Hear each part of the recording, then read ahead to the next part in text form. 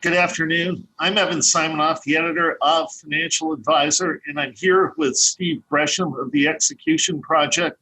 Steve has spent 30 plus years in the financial services industry, and he is one of the true thought leaders in the business. Back in March, Steve, you came to me with this idea for next chapter, and I thought it was brilliant, but why don't you explain the genesis of what prompted this to percolate in your rather clever mind? Sure, Evan. Well, it's great to be with you. It's a terrific opportunity.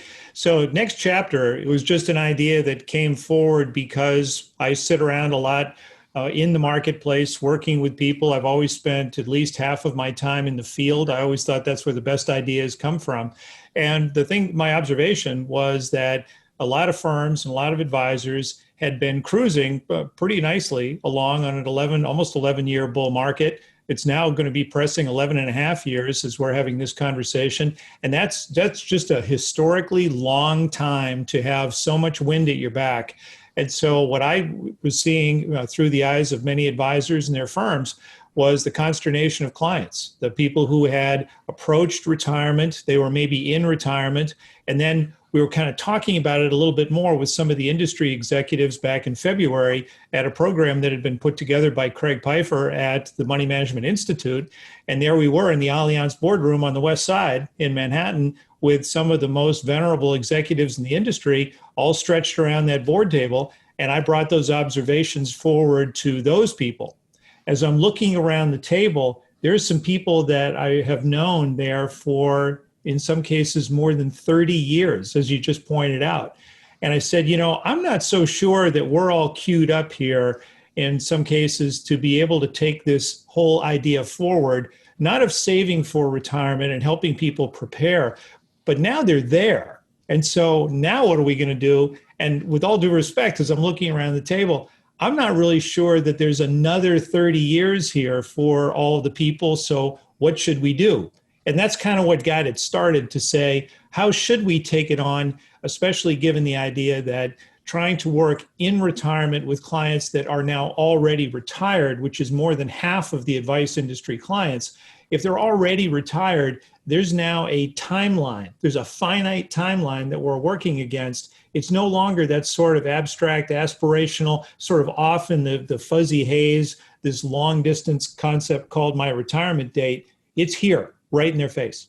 What do you think some of the biggest changes that the advisory business is going to face in the next 5-10 years dealing with their clients now that we're sort of at this transitionary moment? Well, I would say there's probably four things. And so the first one is precision.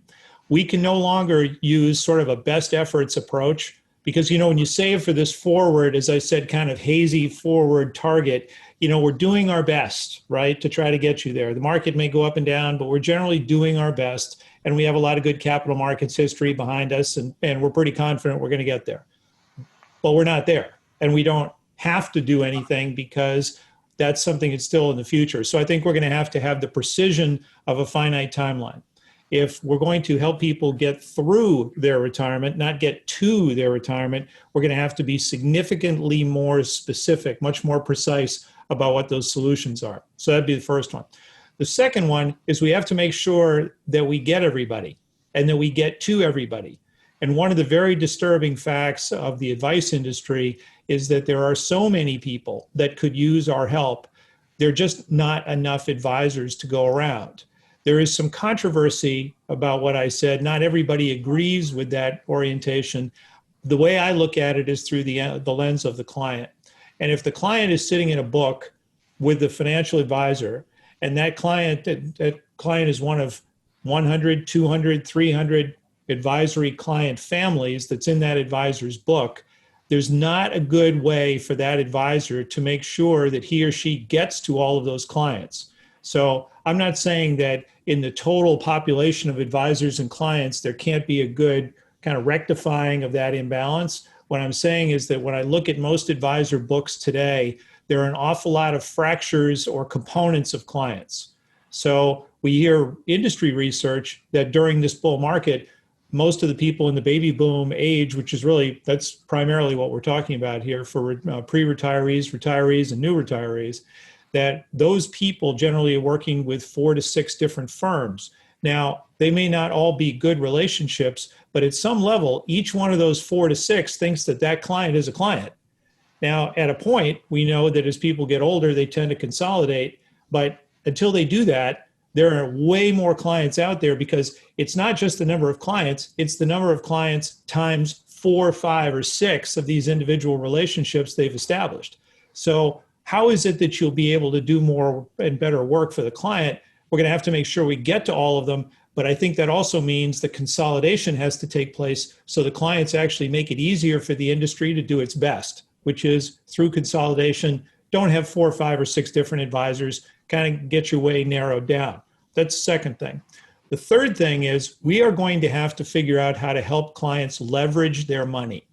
And this is an idea that the insurance industry and other protected products have been trying to work on for years. It is their hallmark.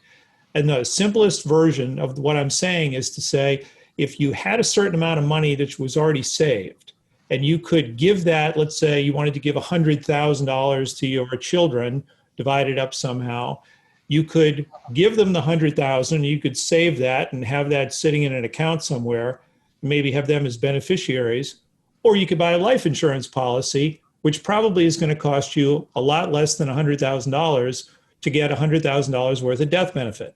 And you could make them the beneficiaries. Now, that's an incredibly simple example, but still it is not one that is offered by an awful lot of advisors who do not use protection products. Another idea that is fairly popular would be, how can I be able to offset the risk of longevity? And so there are annuity products that do that. Does every advisor sell annuities? No. Does every advisor sell long-term care? No. Is that a great product? I'm not sure. But I know that there's leverage in the premium when you're using the balance sheet of the insurance company to protect against some of these risks. So I think we're going to have to be able to get to the protection side to be able to better leverage the client's assets. Because if you could use less money in order to buy more death benefit, long-term care, lifetime income, then that's leveraging your cash better than just investing. And so you have to be able to sell those products, and not everybody does. In fact, significant portions of the industry don't touch them at all. And I think that kind of hesitation to do that just has to go away. But then the fourth one is we're going to actually have to use technology. And when I say technology, I am not talking about anything complicated. I just saw a poll from the MMI's research the other day that is showing that less than half of advisors are actively using the CRM. I don't know how you could do any of the things I just mentioned, any of those prior 3 activities, unless you had robust data about the clients and that you were using that, sifting that, and helping that to prioritize your communications. This industry thinks it's automated. It's not. Adoption's the new innovation. Don't be looking for something new. Try to figure out how to use the stuff you got. So with apologies, those big 4, I think, are really, really important. And that is the hallmark of the new era. Say you were one of the 4 advisors working with a single client. What are the 3 things you think you could do to, if not become the sole advisor, become the primary advisor to someone who is either retired or about to retire? Yeah, so I tell you what I would do, and we talk about it a lot in almost every venture that I have. The first thing is to figure out exactly what the client owns and why. So they have a notion of where they are, and the first thing to figure out is exactly where that is. So what is it they own? Why do they own it? And make sure that we're understanding how they got there. Because sometimes people just sort of wind up with what I would nicely refer to as sort of the garage sale of investments, especially in a bull market when almost everything goes up. So why do you have what you have? And let's just kind of get you organized. One of the best advisors I have ever met says that when she talks to the client, she says, we've just got to get a better idea of what you have. And helping the client get organized already begins to create calm, reduces the anxiety that a lot of clients have, and shows that you're actually very interested in them because you're taking time to help them get it all set up right. So that'd be the first thing. Figure out what you've got and why, which is really an excuse to help them get organized. The second thing is to ask them and to try to have a conversation. Now that if you do this in sequence, now let's talk a little bit about what's most important. So what have you not done yet? So what's really important to you, and what have you not done yet? What have you not gotten around to doing? What is it that's bugging you, or that you just haven't taken the time? Because we know that the number one reason why people actually begin to do financial planning, number one driver, is that they say, I just got around to it.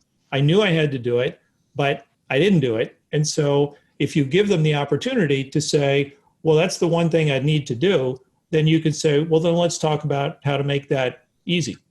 And then the third thing that you do is that you make sure that whatever you do for them first is simple, we get it done, made it easy, and you congratulate them for what they did.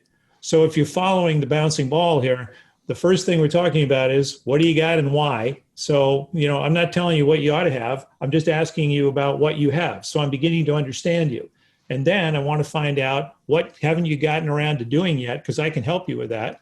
And then we're going to do something, but it's going to be simple. We're not going to send you off in a 6-month discovery process to figure out the most comprehensive financial planning you could possibly do. We're going to shorten all that up and get something that's measurable, that's easy to do. You took charge, you made it happen, and that sets the stage for being able to do more things along the way. So unbundle your life is probably, sort of say it in another way, get yourself organized, get yourself focused, and then get something done. Thanks for providing us with all these insights that you often do.